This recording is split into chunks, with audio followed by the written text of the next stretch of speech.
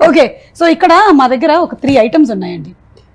పెరుగన్నం అంటే మహేష్ గారికి ఏది ఇష్టమో తెలుసుకుందాం అని అనుకుంటున్నారు చాలా మంది. అంటే ఫుడ్ ఏం తింటారు అని అడుగుతూ ఉంటారు కదా, అందుకని ఇప్పుడు పేస్ట్రీ ఉంది, అలాగే బర్గరు, అలాగే పెరుగన్నం. ఈ మూడిట్లో ఒకదాని తిన్నాను. పెరుగు అనేది డైలీ ముట్టుకోను, తర్వాత బర్గర్ బ్రెడ్ అసలు దాని జోలికి వెళ్ళను, తర్వాత అది మూడోది కూడా వెళ్ళను. సో ఆ 3 తిన్నాం. సుజాత, పల్లవి, మాలిని విన్నారా? అందుకనే ఆయన అంత గ్లామర్ గా ఉన్నారు. అర్థమైందా?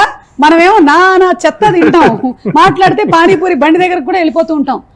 ఇవి 3 అస్సలు తినరా మీరు? తిన్నాను. ఎన్నేళ్ళు అయి ఉంటుంది మీరు తిని? చాలా రోజులైంది తిని. Maybe 10 years.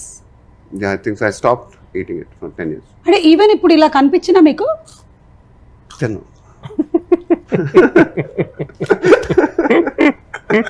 చాలా కష్టమైన విషయం ఇది మాత్రం నిజంగానండి.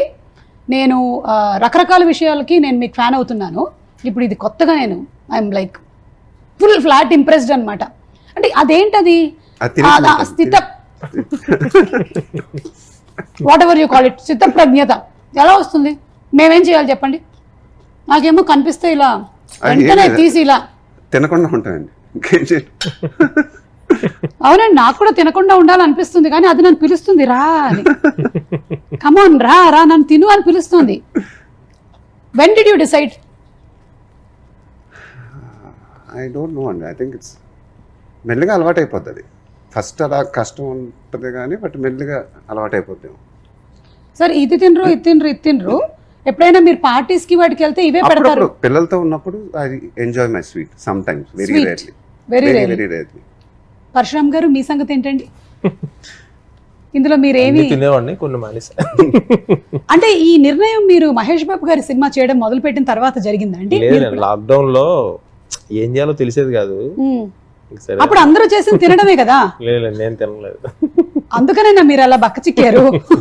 అంటే గీత గోవిందంలో చూసిన పరశురామ్ గారికిను ఇప్పుడు చూసిన దానికి చాలా షాక్ అయ్యారు. ఏరండి ఆయన అడిగారు. అంటే మధ్యలో మీరు ఆయన కూడా కొంత గ్యాప్ తర్వాత చూసారా? అంతేగాని లాక్డౌన్ అప్పుడు ఎవరు చూసుకోం కదా. 2 months ఆన్లైన్ లో కూడా సడన్ గా ఎలా ఉంటుందని 3 నెలలు 4 నెలల తర్వాత ఒక్కొక్క మంది చూసి